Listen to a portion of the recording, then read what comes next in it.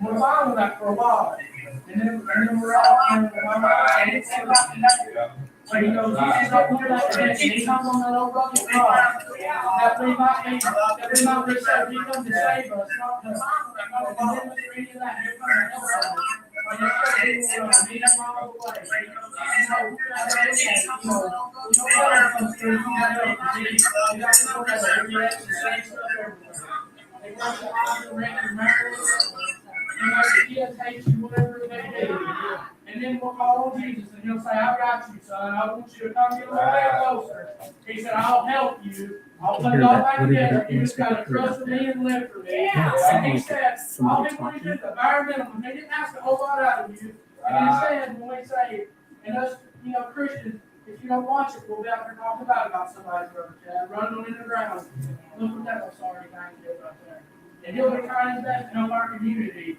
And instead, we don't want to help him. We want to get over here with this problem here. These kids, they think they're better about it instead of getting where we need to be and helping them out. It seems like we're fighting against each other instead of fighting with each other. And as a Christian community, we can't fight against each other. Because all we're going to do is we're going to push the office, we're going to back there. That's all we're going to do. I don't want no part of it. That's right. And Jesus ain't pleased with that. He wants us. Because if we're not united like Brother Tab, we won't stand and fall apart. And that's what that old devil, he's out here deceiving and putting things in everybody's ear. And it's sad to see that we're trying. Everybody comes, I'm trying to help them. And, they'll tear them out, and then, they work things for other Christian people trying to help. Countless people I work with, they don't like Christian people. Because they said they know me dirty. When I look at them, I say, you've been around the wrong one. Yeah. When you get around the right ones, they'll love you, and they'll take care of you, and they'll do whatever they can to help you. But it's sad, before any of us can get to them, the damage has done been done, Brother Chad. It seems like we get a little bit of hope in there. We can win.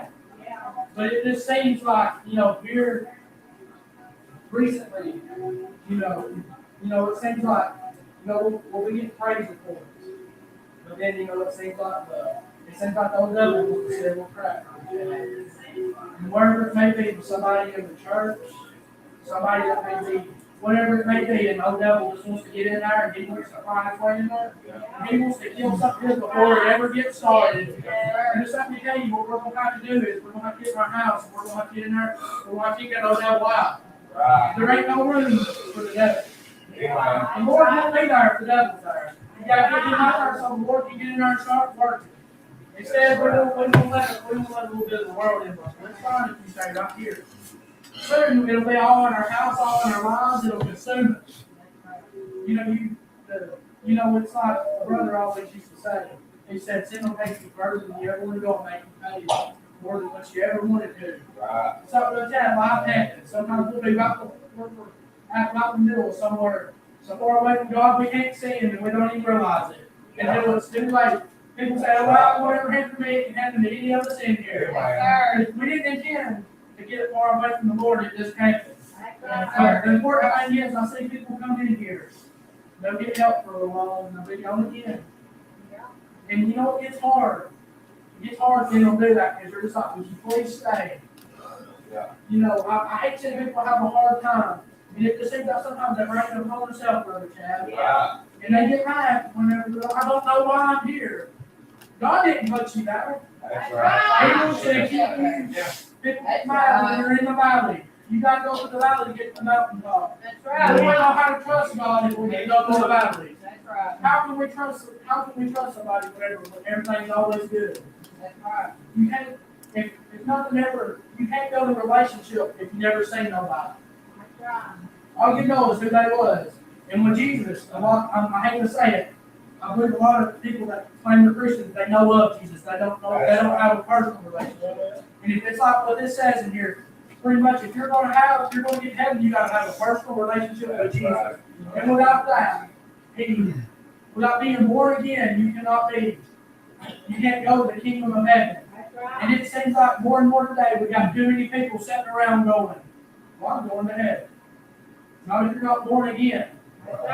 To get in the kingdom of God, you got to be born again. And it just seems like more than we got everybody running around saying, I'm a Christian, Brother Chad. And the next 5 minutes for cussing everybody. Well, he'll forgive me for it later. Eventually, he's going to get tired of forgiving you over. Because he gets tired of seeing you do this or do that. He wants you to be working for him. And it seems like, we're going to come to church one day like Sunday morning, I guess that's all I'm going to do today. I went to church. But did you really go to church? Did you get the help you needed? The past 2 weeks, I've seen people in and out of the office giving their life back to the Lord, rededicating, getting help. Because they know the Son of God is going to help them. Right. He's going to help them. They know where their help lies. And it ain't outside these 4 walls. The old devil wants to get you out in that world, and he wants to kill you. Yeah. All he wants to do is kill, steal, and destroy. Right. And he loves getting you out here with he wants to get you around the old friends you have. Yeah. He wants to get you. You want to try some of this with me? And the old devil wants to sink them hooks in you. Well, you can do it just one time. And then the Lord's saying, don't do it. Don't do it. I believe they say there's an angel on your shoulder, you got one telling you to do something you're not supposed to, and you sit there saying, son, don't do it. And all I can sit and think about sometimes is how he hung on that old rugged cross. How he took every one of them beatings for us. And how it seems like we just disrespect him, Brother Chad. We use him as a crutch. We only use him when we want him to, and then we go put him as Brother Chad, we got him in the box. We bring him out whenever we need something. And we're sitting there going, I need you one more time. Instead of having him with us continually, we want to just, you stay over here for a while. I'm going to go over here and live for the devil for a little while. Don't worry, he's going to get tired of giving you chance after chance. And I see it with my uncle. We was going down the road. We went to go look at a tractor or something. And we was coming through over there by McDonald's, and he said, Waylon, you know what? This seems like some of us are, predestination, to go to hell. And I said, Doug, that ain't. I said, God don't want you to go there. I said, every one of us has a chance. And he tells me all the time, he said, Waylon, I just want to take my life. I said, don't do that. He said, Waylon, I try to shine him the light, and it's just so hard. I see people like this every day. They're so lost. They don't know the Lord can help them, and I hate seeing them like that. Because I try to help them, and it just seems like you can't help them. It seems like the more you try to help them, the more they run these opposite way. I told him, I tried to tell him, I said, he wants to save you. You ain't got to go there. And I hate seeing all my uncles in that shape, because it seems like the more you talk to them, the more that they have an excuse. All our life, they got an excuse of why they don't want to come to church. And it seems like we're doing pretty good, Brother Chad. If we can get a maybe, maybe he'll come. I'll take that any day of the week over no. It's sad, he'll, and it's hard to explain to them, when they're lost, because, when you try to read this Bible, they don't understand, Brother Josh. And I try to explain to them. I say, you can't, I said, the only prayer God will pray here is a sinner's prayer. They said, but you just said a Christian can't pray. I said, the only way he's going to hear you is if you pray a sinner's prayer. And what's sad that so many people are so deceived, Brother Chad. The devil's got them in there. And he's got his hooks in them, and he's sitting there going, you'll be all right. You'll be all right, because he wants you to go to the lake of fire with him, because he knows where he's heading. And I believe the closer we get to Jesus coming, he's going to take as many as with him he can go. He wants the young and the old people, because he knows they're close. He knows the old people are closer than any of us. And he works on us, but I believe he works on them a little bit harder than he does us, because he knows that they're fixing to get the biggest blessing they've ever had. All I want to see is God say, welcome in, good and faithful servant. You done good. You done good. You done what I wanted you to do. I don't ever want to hear, depart from me. I never knew you. Because people say, God, you think God will send me to hell? No, you're going to send yourself if you keep going the way you're going. It seems like people are running 100 miles an hour in the wrong direction, and they don't want to check up.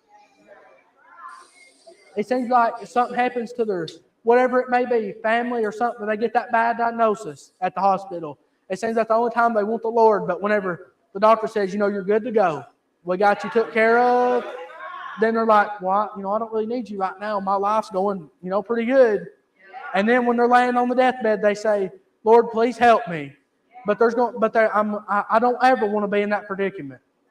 Because one day he may look at you and say, well, I'm done dealing with you. I ain't got nothing else for you. Because all God's promised is one chance for us. And I would use that one chance wisely. Because he's not guaranteed to give you another one. He don't want to see you fall off in this thing called life. Because sin, what Brantley was talking about, I've been thinking about, he got the bad end of the deal, Brother Chad. He took an old sinful. He said, all I want you in your sin, like Brother Josh said. I'll take that from you and I'll give you a better life. That's a good deal right there. He could have been I don't want you or your sin. But instead on that old cross, when he was going up there carrying that cross, I believe he was sitting there thinking, oh, Brother Chase is going to need me one day. Brother Josh, Brother Michael, Brother Chase, he's going to need me one day. There's going to come a point in his life he's going to need me. They're going to need me every day one day. He's going to come by. I'm going to have to come by and I'm going to have to help them out of that old Maury pit. They're at the bottom as far as they could go, and they're going to need help one day. And that's every one of us. None of us is ever perfect. God can't work with a perfect person. I've seen some people, they'll say, I got an uncle, he thinks he's perfect. And God can't work with a perfect person. Because you can't tell them nothing, you can't teach them nothing. They think they know everything about everything. I like walking into something with a mindset of what can I learn? Jesus wants to teach you how to get to heaven, but in order, you got to read this book right here. Too many people don't want to shut off that old TV or whatever it may be to pick up their Bible. And I believe all of us are guilty of, well, I'll do that later. Let me do this for 5 more minutes. Soon it'll be 10 or 11 o'clock and we're getting into bed and we ain't prayed, we ain't read our Bible. And we're sitting there, and then we'll wake up the next morning and we'll wonder why all our lives fell apart and blowed apart. And all Jesus wants to say, he said, come here, let me help you one more time. Just let me help you. God's a merciful God. And that old devil, he'll paint you a little pretty picture. This is what your life will be like if you come over here with me again. And then it'll last for maybe a couple months, however long. And then you're sitting, well, how did I get here? Jesus sitting there saying, well, son, I told you not to go. But I'll take you back. I'll let you come back. I'll help you. I'll fix your life. And the sad part is some people, they say the biggest lie the devil tells people, you've done too much, Brother Chad. You've just done too much now. Brittany, you've just went a little too far this time. But that's the devil. That's a lie straight from the devil. All God wants to do is help you. He don't want to. The devil is not a hindrance. The devil, he wants to cause you to trip up and fall. But the devil ain't got no reign over you when you got Jesus. You can take all them burdens, you can take all them chains off and sling them off because Jesus unlocked them.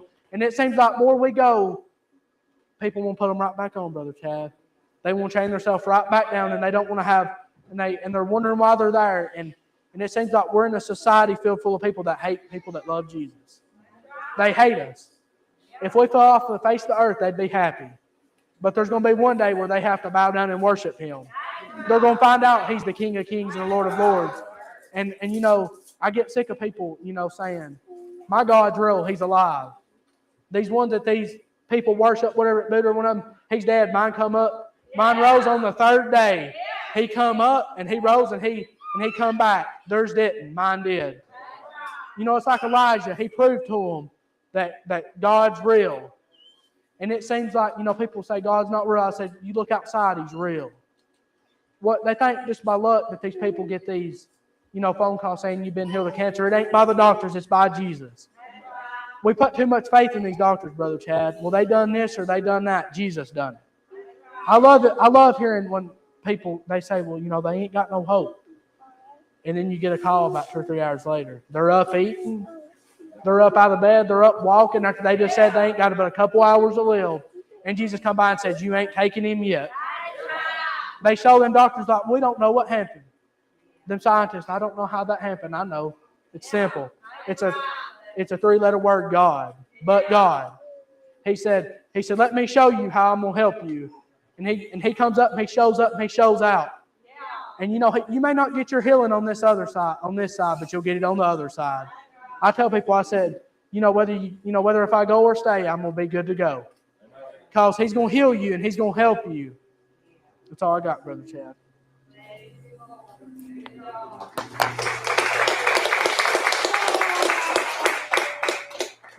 Come on, son. He told you the truth this evening. Boy, we need God, and that's the only way we're gonna make it. You won't make it without God.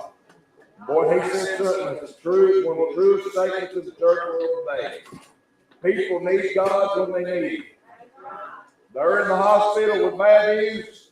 Oh, I need Jesus. I need you to pray for me. I want to serve God. And they get better, and they're out the door. Their marriage gets on the brink, or they get treated bad in a relationship, and their marriage and relationship fall apart. Boy, they're the most faithful member of the church.